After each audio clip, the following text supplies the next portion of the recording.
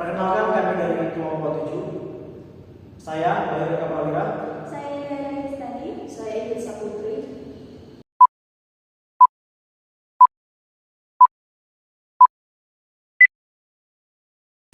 Halo semuanya, mari kita mulai pemaparannya. Baik, untuk membuka presentasi ini, saya akan menjelaskan kondisi makroekonomi Indonesia pada kuartal 3 tahun 2024. Pemahaman terhadap situasi makroekonomi ini sangat penting karena menjadi dasar bagi analisis sektoral dan performa emiten yang akan kita bahas nanti, yaitu emiten BBCA. Yang pertama ada economic growth atau pertumbuhan ekonomi. Pada kuartal ini, ekonomi Indonesia tumbuh sebesar 4,95% secara tahunan atau year over year.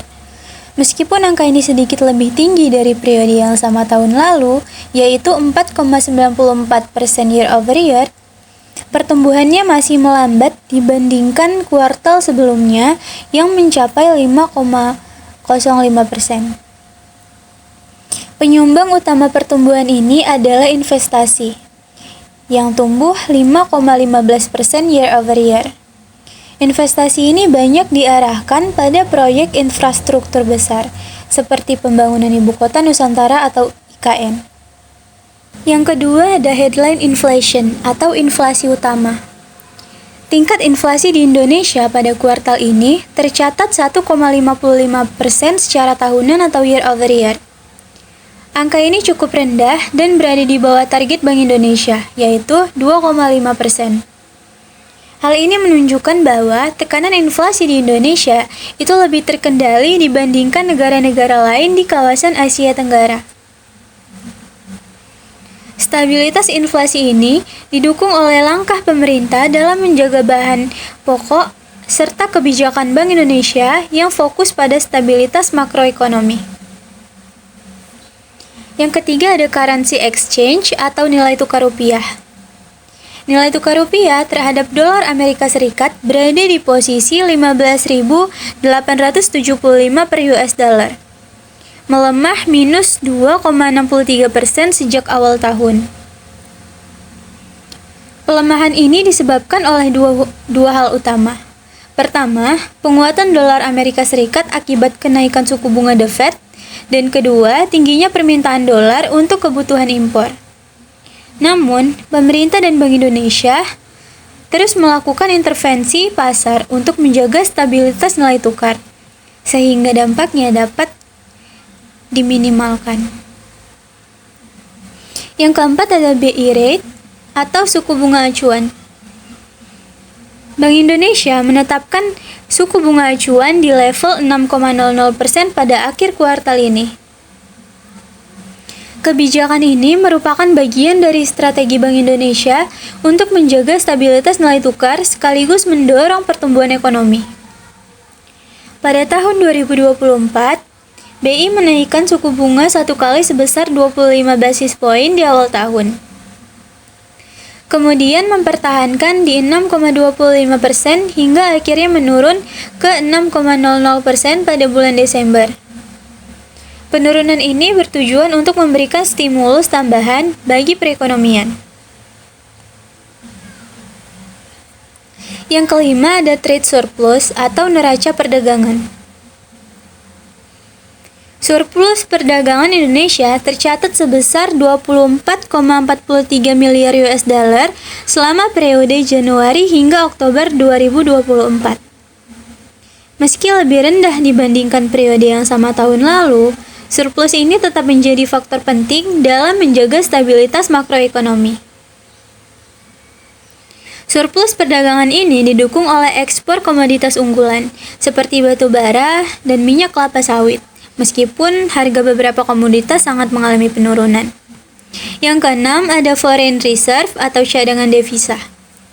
Cadangan devisa Indonesia pada akhir kuartal 3 berada di angka 150,2 miliar US dollar. Sedikit menurun dibandingkan posisi tertinggi tahun ini sebesar 151,2 miliar US dollar pada bulan Oktober. Penurunan ini disebabkan oleh intervensi pasar oleh Bank Indonesia untuk menjaga stabilitas nilai tukar rupiah. Nah, melalui data-data tersebut, kita dapat melihat bahwa meskipun terdapat tekanan global seperti penguatan dolar Amerika Serikat dan volatilitas harga komoditas, Indonesia masih mampu menjaga stabilitas ekonominya. Faktor seperti inflasi yang terkendali, surplus perdagangan, dan stabilitas nilai tukar memberikan fondasi yang kuat bagi sektor-sektor lainnya, termasuk sektor perbankan di mana BBCA beroperasi. Selanjutnya ada Domestic Economic Indicators, yaitu kami menampilkan beberapa grafik dari sektor dan perusahaan yang mempengaruhi pertumbuhan pendapatan emiten BBCA. Yang pertama, ada grafik suku bunga Bank Indonesia. Grafik pertama itu menunjukkan perubahan suku bunga acuan Bank Indonesia dari tahun 2020 hingga 2024. Suku bunga BI turun hingga 3,5% pada 2021 sebagai respons terhadap pandemi untuk mendorong kredit dan pemulihan ekonomi. Namun, sejak 2022, suku bunga mulai naik signifikan hingga mencapai 6,0% pada 2024. Pengaruhnya ke BCA, kenaikan suku bunga BI cenderung meningkat suku bunga kredit dan deposito bank. Bagi BCA, hal ini bisa berdampak positif karena meningkatkan pendapatan bunga dari kredit yang diberikan kepada nasabah. Namun, di sisi lain, biaya dana atau cost of fund juga naik karena suku bunga deposito terus meningkat. BCA yang memiliki basis dana murah atau CASA kuat dapat memanfaatkan kondisi ini dengan lebih baik daripada bank yang lain. Lalu yang kedua ada pertumbuhan pembiayaan vintage. Grafik kedua itu menunjukkan pertumbuhan pembiayaan vintage yang terus meningkat dari 15% di 2020 menjadi 38% di 2024. Vintage berkembang pesat sebagai alternatif layanan keuangan, khususnya bagi segmen underbanked dan UMKM. Pengaruhnya ke BCA, pertumbuhan vintage bisa menjadi peluang sekaligus tantangan bagi BCA. Di satu sisi, BCA dapat berkolaborasi dengan perusahaan vintage untuk memperluas layanan digital dan meningkatkan efisiensi operasional. Namun, vintage juga dapat menjadi pesaing dalam pembayaran dan kredit kecil. BCA perlu meningkatkan inovasi layanan digitalnya seperti MyBCA dan Blue BCA untuk menjaga pangsa pasar di tengah persaingan yang semakin ketat. Yang ketiga ada tingkat inflasi tahunan. Grafik ketiga menunjukkan tingkat inflasi yang sempat melonjak signifikan pada 2022, yaitu sebesar 5,51%. Sebelum menurun kembali di tahun-tahun berikutnya. Inflasi yang tinggi biasanya berdampak pada daya beli masyarakat. Pengaruhnya ke BCA, yaitu inflasi tinggi, itu berpotensi menekan konsumsi masyarakat dan kualitas kredit. Jika daya beli turun, resiko kredit macet atau NPL itu bisa meningkat. Namun, dengan fokus pada segmen nasabah menengah ke atas dan ekosistem bisnis yang kuat, BCA cenderung lebih tahan terhadap resiko ini.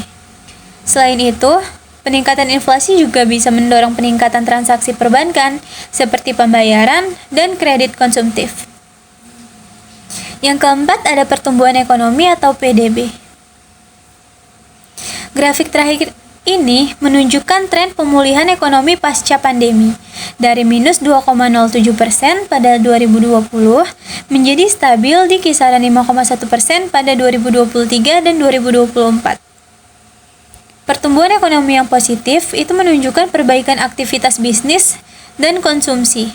Pengaruhnya ke BCA, pertumbuhan ekonomi yang stabil akan mendorong peningkatan aktivitas kredit dan transaksi perbankan.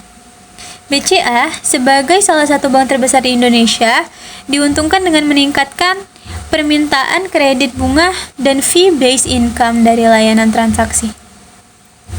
Nah, kesimpulan dari keempat indikator tersebut, BCA berada dalam posisi yang cukup kuat untuk menghadapi berbagai tantangan ekonomi.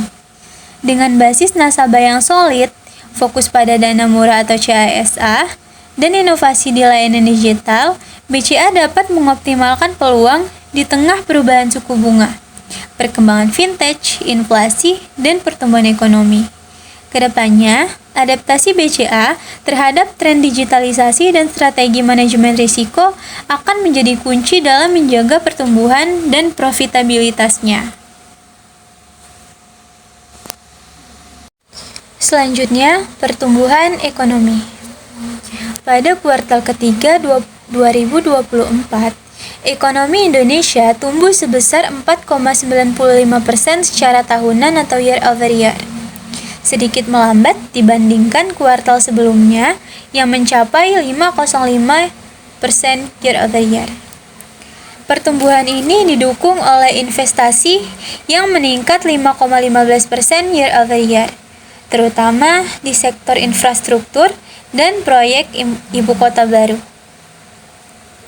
Meskipun konsumsi rumah tangga tumbuh lebih lambat sebesar 4,91% year over year, BCA sebagai bank terkemuka di Indonesia turut mendukung pertumbuhan ini dengan ekspansi kredit di berbagai sektor strategis, termasuk pembiayaan infrastruktur dan konsumsi rumah tangga.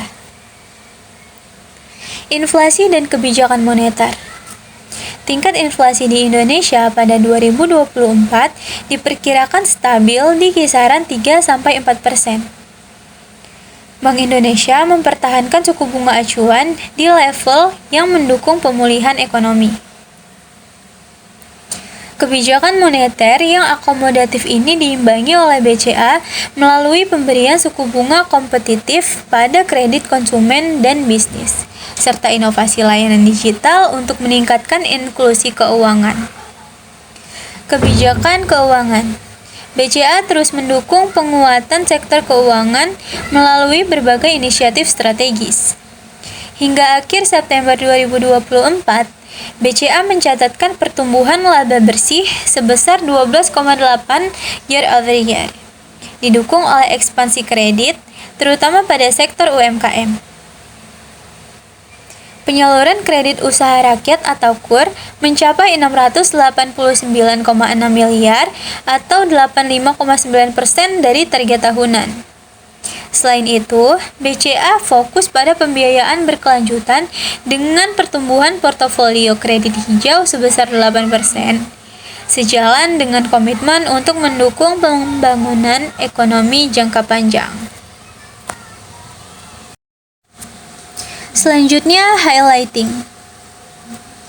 Nah, kalau kita bicara soal BCA, hal pertama yang perlu kita soroti adalah margin keuntungan perusahaan ini. Jadi, margin yang dihasilkan BBCA itu termasuk salah satu yang tertinggi di daftar bursa saham. Ini menunjukkan bahwa kegiatan utama perusahaan seperti layanan perbankan, produk keuangan, dan lainnya memang sangat menguntungkan dan berjalan dengan efisien. Menariknya, baru-baru ini para analis yang memantau BBCA juga merevisi naik perkiraan penjualannya. Jadi, prediksi pendapatan perusahaan di masa depan diperkirakan akan lebih besar daripada sebelumnya. Revisi seperti ini biasanya muncul karena ada faktor positif.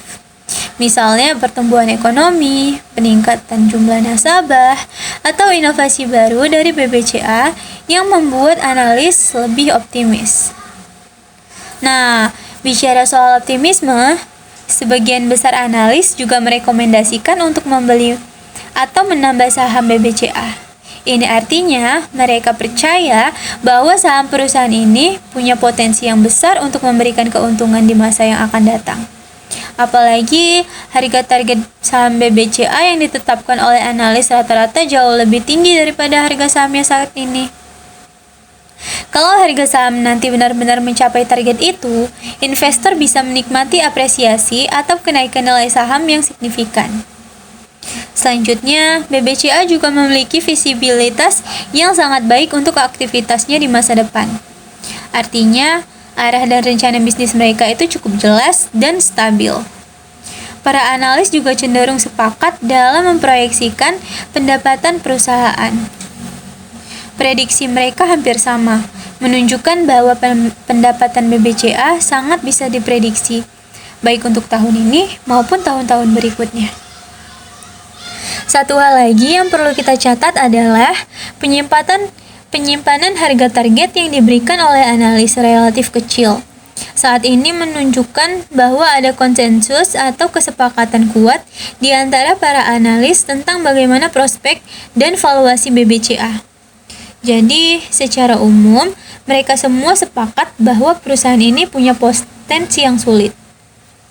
Dan yang terakhir, kalau kita lihat dari sisi historis BCA, beberapa kali berhasil melampaui ekspektasi pasar. Ini jadi bukti bahwa perusahaan ini nggak cuma stabil, tapi juga mampu memberikan hasil yang lebih baik dari yang diperkirakan. Hal ini pastinya semakin memperkuat kepercayaan investor terhadap BBCA sebagai salah satu perusahaan unggulan di Indonesia.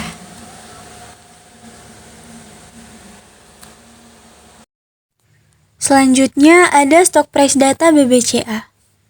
Harga terakhirnya tercatat di harga Rp10.700.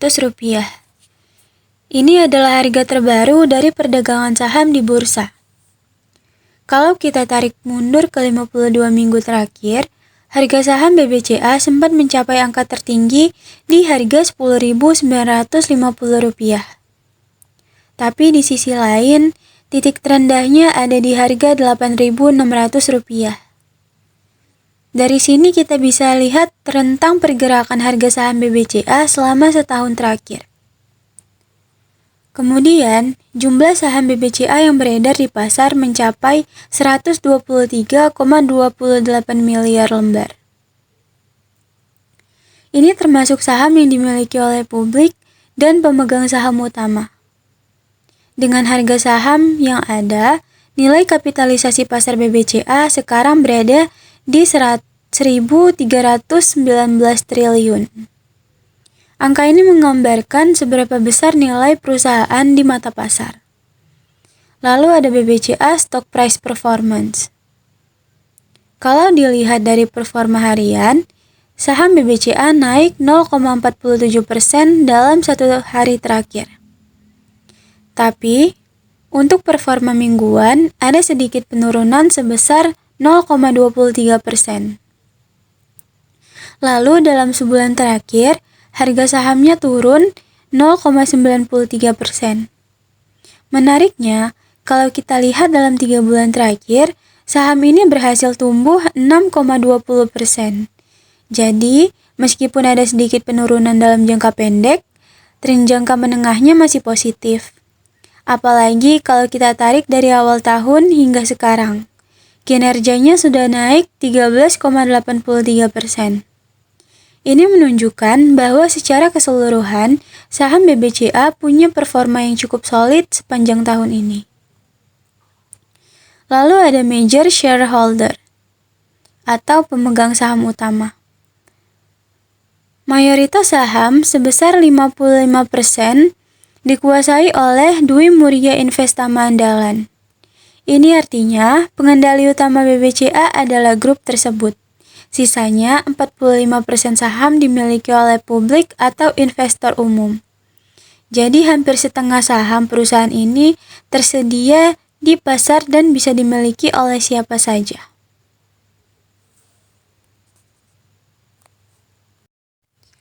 Selanjutnya ada tabel perubahan suku bunga. Nah, pada tabel ini, kita bisa melihat perubahan BI rate yang mulai pada bulan April 2024. Ketika suku bunga naik menjadi 6,25%.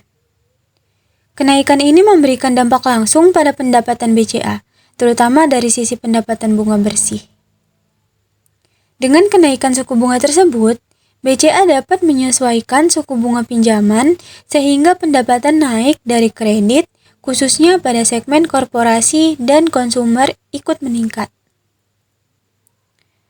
Pada bulan Juli 2024, BI rate dipertahankan di angka 6,25%. Stabilitas ini memberikan waktu bagi BCA Untuk terus memaksimalkan potensi pertumbuhan kredit sambil menjaga biaya dana tetap rendah melalui CASA yang mendominasi struktur dana pihak ketiga.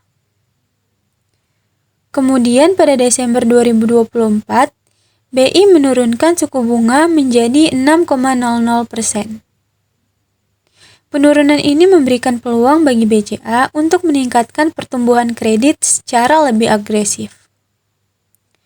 Karena suku bunga pinjaman menjadi lebih terjangkau bagi nasabah. Keseluruhan tabel ini menunjukkan bahwa perubahan suku bunga acuan tidak hanya menjadi indikator kebijakan moneter, tetapi juga memiliki dampak langsung terhadap pertumbuhan dan pendapatan BCA. Dengan strategi pengelolaan yang baik, BCA mampu memanfaatkan perubahan ini untuk menjaga profitabilitas dan stabilitas kerja mereka. Selanjutnya ada profil perusahaan. PT Bank Sentral Asia Tbk atau BBCA didirikan sejak 10 Oktober 1955 yang bermula dari NV Perseroan Dagang dan Industri Semarang Knitting Factory. BCA mulai beroperasi pada 21 Februari 1957 dan berkantor pusat di Jakarta. Efektif per 2 September 1975, nama bank diubah menjadi PT Bank Sentral Asia atau BCA. Sejalan dengan hal tersebut, BCA memperkuat jaringan layanan cabang. Lalu pada tahun 1977, BCA berkembang menjadi bank devisa. Pada masa krisis moneter di tahun 1997 hingga tahun 1998, BCA mengalami pangras. BCA menjadi bank takeover atau BTO dan disertakan dalam program rekapitalisasi yang dilaksanakan oleh Badan Penyihatan Perbankan Nasional atau BPPN. Kemudian, pada tahun 2007, BCA menjadi pelopor dalam menawarkan produk kredit kepemilikan rumah dengan suku bunga tetap. BCA juga meluncurkan kartu prabayar, flashcard, serta mulai menawarkan layanan weekend banking untuk terus membangun keunggulan di bidang transaksi. Kemudian, seiring dengan perkembangan bisnisnya, pada rentang tahun 2019 hingga tahun 2020, BCA mengakuisisi 100% kepemilikan efektif di Bank Royal dan mengganti nama Bank Royal menjadi Bank Digital BCA. Bank juga menyelesaikan 100% akuisisi saham, langsung dan tidak langsung, PT Bank Interim Indonesia atau ex-PT Bank Rabobank Internasional Indonesia, dan kemudian menggabungkan Rabobank dengan BCA Syariah. Kemudian pada tahun 2021, BCA meluncurkan aplikasi My BCA, digital platform yang memungkinkan nasabah melakukan beragam transaksi perbankan melalui smartphone ataupun melalui website secara seamless user experience. Adapun sepanjang tahun 2022, BCA terus mengembangkan super apps My BCA untuk memperkuat transaksi digital dan menghadirkan customer experience yang holistik melalui omnichannel.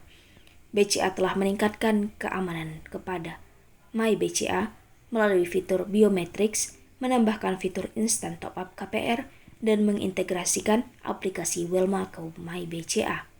Dalam upaya mengedukasi nasabah mengenai pengelolaan keuangan, investasi dan proteksi, BCA menyelenggarakan BCA Wealth Summit. Selain itu, BCA juga terus menggarap nasabah muda dalam komunitas BCA Young Community atau BYC dengan meluncurkan aplikasi BYC. Selanjutnya ada tabel ticker. Ada beberapa bagian pada tabel ticker. Yang pertama ada ticker. Saham ini terdaftar di Bursa Efek Indonesia dengan kode BBCA yang merupakan kode saham Bank Sentral Asia. Kemudian ada IPO date. Bank Sentral Asia atau BCA melakukan penawaran saham perdana atau IPO pada tanggal 31 Mei tahun 2000. Kemudian ada share price. Harga saham saat ini adalah 9.375 Indonesia rupiah setara dengan 60 US dollar. Kemudian ada transaction volume. Volume transaksi saham mencapai 15.320.000 lembar. Kemudian ada market cap. Kapitalisasi pasar BCA tercatat sebesar 1.155 triliun Indonesian rupiah atau sekitar 73,5 miliar US dollar. Yang mana hal ini menunjukkan nilai total pasar saham BCA. Kemudian ada shareholders public. Sebanyak 45% saham BCA dimiliki oleh masyarakat umum. Antoni Salim sebesar 55%, Saham dimiliki oleh Anthony Salim melalui First Pacific Company. Kemudian ada total employees. BCA memiliki 25.012 karyawan yang mendukung operasionalnya. Kemudian ada business lines. BCA bergerak di 3 bisnis ini. Yang mana 3 bisnis ini merupakan 3 lini bisnis utama BCA. Yang pertama ada banking service, yang mana melayani kebutuhan perbankan umum seperti tabungan dan giro. Yang kedua ada lending, yang mana memberikan fasilitas kredit kepada nasabah. Dan kemudian yang ketiga ada financial technology, yang merupakan inovasi teknologi keuangan untuk kemudahan transaksi digital. Selanjutnya ada bidang usaha. PT Bank Sentral Asia Tbk atau BCA adalah salah satu bank swasta terbesar di Indonesia yang fokus menyediakan layanan perbankan untuk mendukung perekonomian nasional. Sejak berdiri pada tahun 1957, BCA telah bertransformasi menjadi bank yang melayani berbagai segmen nasabah, termasuk korporasi, usaha kecil dan menengah atau UMKM, dan perorangan. BCA menyediakan beragam produk dan layanan seperti layanan simpanan, kredit, transaksi perbankan, investasi, hingga solusi perbankan digital. Dengan inovasi teknologi, BCA menjadi pionir dalam layanan perbankan elektronik melalui ATM, mobile banking, internet banking, dan berbagai platform digital untuk memberikan kemudahan transaksi bagi nasabah. Hingga akhir tahun 2023, BCA memiliki lebih dari 1.200 kantor cabang, 18.000 ATM, dan didukung oleh jaringan layanan digital yang tersebar di seluruh Indonesia. Selain itu, BCA memiliki beberapa entitas anak yang berperan dalam mendukung bisnis inti, antara lain yang pertama ada BCA Finance, yaitu pembiayaan kendaraan bermotor, yang kemudian ada BCA Syariah, yang merupakan layanan perbankan syariah, kemudian ada BCA Insurance, yang merupakan asuransi umum BCA, dan kemudian ada Sekuritas, yang merupakan layanan investasi dan pasar modal sebagai bank yang berorientasi pada nasabah. BCA terus mengembangkan solusi keuangan inovatif untuk mendukung pertumbuhan bisnis, usaha kecil menengah, serta memenuhi kebutuhan perbankan masyarakat luas. Dengan fondasi yang kuat dan fokus pada kepuasan pelanggan, BCA berkomitmen untuk terus berkontribusi terhadap pertumbuhan ekonomi nasional. Selanjutnya pada bagian peta. BCA telah memiliki ribuan kantor cabang yang tersebar di seluruh Indonesia, yang mana hal ini menjadikannya salah satu bank terbesar dan paling mudah diakses oleh masyarakat. Dengan pengalaman selama 63 tahun, BCA terus berkomitmen untuk memenuhi kebutuhan nasabah melalui layanan yang andal, inovasi teknologi, dan kehadiran yang merata di berbagai wilayah. Yang mana kehadiran kantor cabang yang luas ini bertujuan untuk mendukung aktivitas perbankan masyarakat, baik di kota besar maupun daerah terpencil, sehingga mempermudah segala transaksi finansial nasabah dimanapun mereka berada. Selanjutnya, pada tabel proyeksi keuangan, dapat kita lihat pada tabel berikut. Data ini merupakan proyeksi keuangan bank dari tahun 2021 atau FY21 hingga tahun 2025 atau FY25.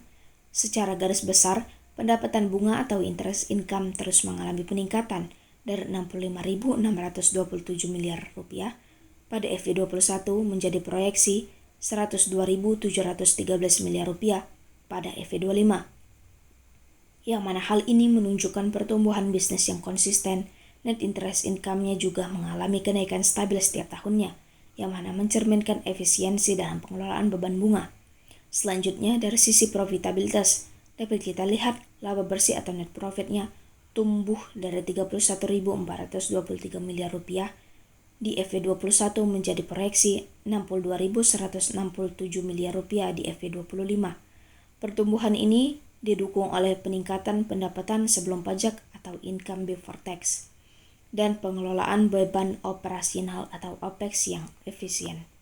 Selanjutnya pada bagian rasio kinerja atau key ratio, intern margin atau NIM meningkat dari 5,3% di FY21 menjadi proyeksi 6,7% di FY25, yang mana menunjukkan peningkatan efisiensi pendapatan bunga. Rasio ROAE atau Return on Average Equity juga meningkat dari 16,1% menjadi 20,4%, menandakan pengembalian modal pemegang saham yang lebih tinggi. Sementara itu, rasio kredit macet atau NPL gross tetap terkendali di bawah 2%, menunjukkan pengelolaan risiko kredit yang baik, yang mana secara keseluruhan dapat kita simpulkan tabel ini menggambarkan proyeksi pertumbuhan yang sehat dan baik dari segi profitabilitas maupun pengelolaan aset dan kewajiban, menjadikan bank ini berada dalam kondisi yang semakin kuat di masa yang akan datang. Selanjutnya, ada valuasi dan rekomendasi. Dalam riset kali ini, kami melakukan valuasi saham PT Bank Sentral Asia atau BCA menggunakan metode Discounted Cash Flow Model. Metode ini dipilih karena dianggap mampu memberikan estimasi nilai intrinsik perusahaan berdasarkan arus kas masa depan yang didiskontokan dengan tingkat pengembalian yang sesuai. Selama proses analisis, kami mencatat bahwa jumlah utang perusahaan cenderung tidak stabil dalam periode proyeksi, yaitu dari tahun 2023 hingga tahun 2025. Oleh karena itu, kami memutuskan untuk fokus pada hasil valuasi berdasarkan Free Cash Flow to Firm atau FCFF yang memperhitungkan arus kas operasional setelah pengeluaran modal tanpa bergantung pada struktur utang perusahaan. Perhitungan WACC atau Weighted Average Cost of Capital. Untuk menghitung WACC yang digunakan dalam model ini, beberapa komponen kunci diperhitungkan. Yang pertama ada cost of equity, dihitung berdasarkan risiko pasar ekuitas yang meliputi premi risiko pasar 7,9% hingga 8,9% dan beta yang disesuaikan 1,02 sampai 1,09 dengan tambahan penyesuaian risiko tambahan hingga 0,5%. Cost of equity berkisar antara 14,6% hingga 17,3%. Kemudian yang kedua ada cost of debt. Karena tidak ada utang yang signifikan dalam struktur modal perusahaan, debt dibagi equity ratio sama dengan 0%. Cost of debt ditetapkan sebesar 5,0%. Selain itu, tingkat pajak atau tax rate berada pada kisaran 19,1% hingga 19,2%. Kemudian yang ketiga ada hasil WACC. Berdasarkan komponen-komponen tersebut, WACC setelah pajak berada dalam kisaran 14,6% hingga 17,3%. Kami memilih 15,9% sebagai WACC yang kami gunakan untuk analisis karena angka ini mempresentasikan keseimbangan rasio dan return yang optimal untuk perusahaan. Dengan pendekatan ini, hasil valuasi yang kami dapatkan mencerminkan nilai intrinsik BCA yang lebih akurat, mengingat stabilitas arus kas yang menjadi fokus utama dibanding fluktuasi utang perusahaan.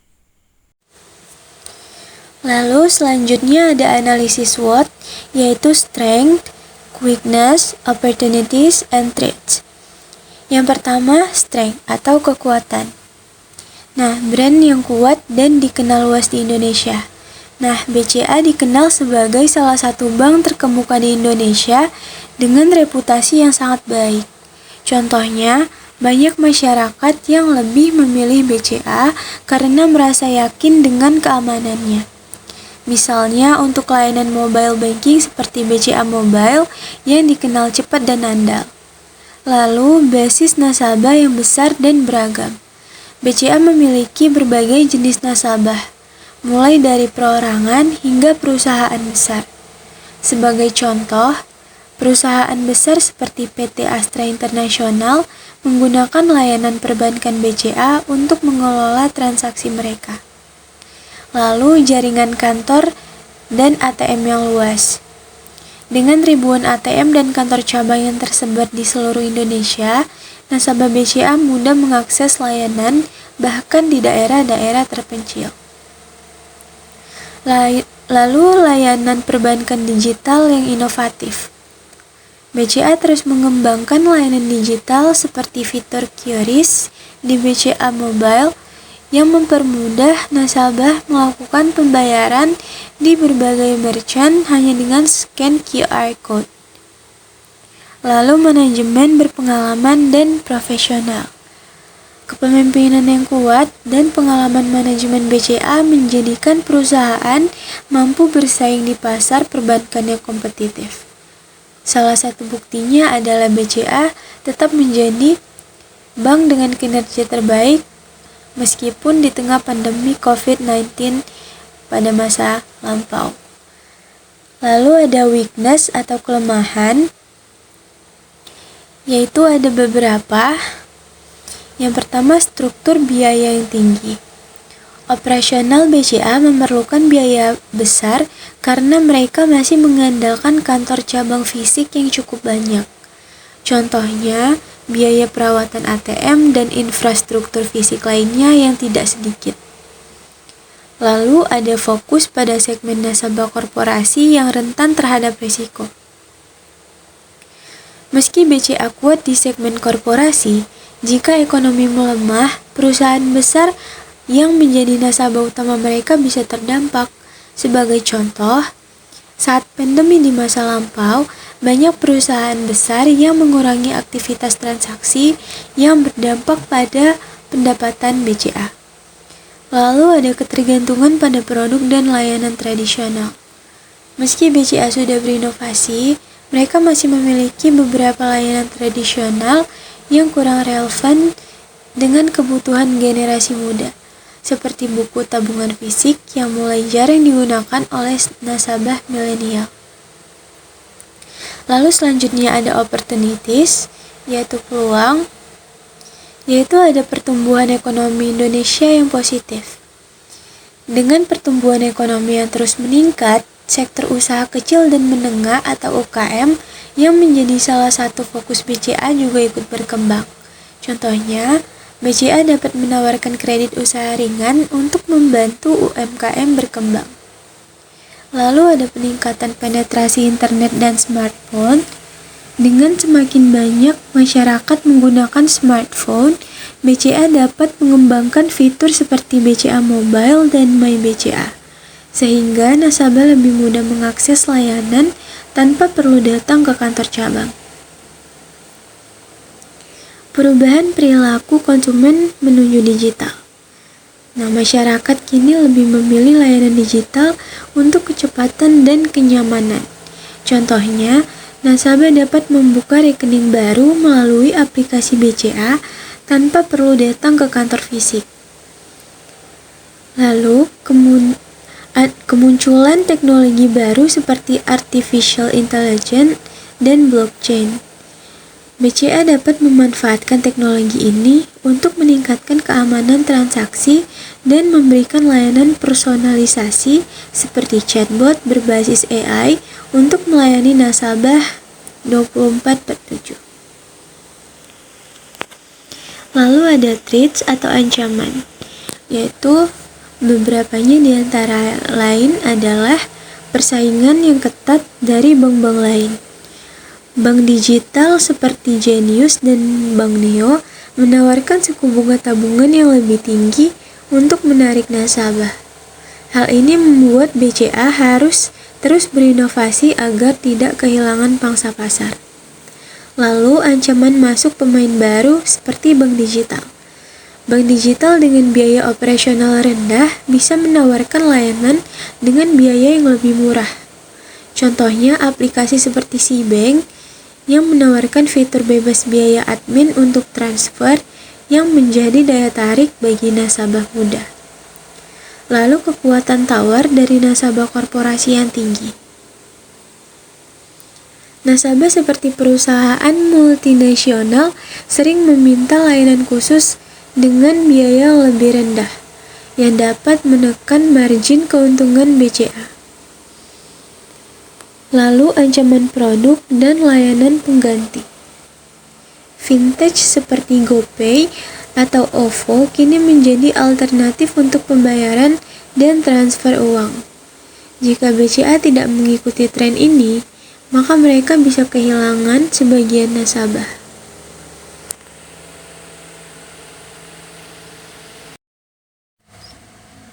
Selanjutnya ada rekomendasi. Nah, dapat kita lihat pada grafik tersebut. Grafik tersebut memperlihatkan tren positif yang kuat selama 2 tahun terakhir, meskipun terdapat beberapa fluktuasi kecil. Tren ini mencerminkan bahwa saham BCA tetap memiliki daya tarik yang tinggi bagi investor, didukung oleh kinerja keuangan yang solid dan inovasi yang konsisten. Dengan potensi kenaikan hingga Rp13.500, BCA menunjukkan prospek pertumbuhan yang menjanjikan. Nah, berdasarkan analisis yang telah kami lakukan, saham PT Bank Sentral Asia atau BBCA sangat layak direkomendasikan untuk dibeli oleh investor.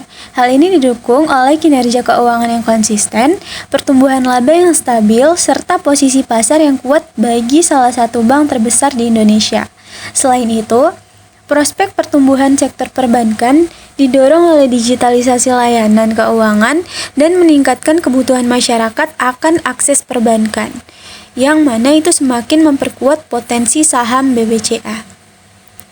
Dengan fundamental yang solid dan keunggulan kompetitif yang dimiliki, saham BCA diproyeksikan mampu memberikan imbang hasil yang menarik dalam jangka panjang. Oleh karena itu, kami merekomendasikan BBCA sebagai pilihan investasi utama bagi investor yang mencari portofolio saham dengan risiko yang terukur dan prospek pertumbuhan yang menjanjikan.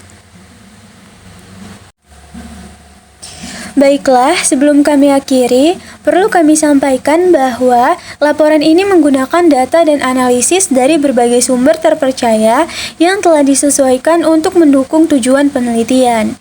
Hak cipta dari semua materi asli tetap menjadi milik pemiliknya masing-masing dan penggunaannya hanya untuk keperluan akademik dan pendidikan.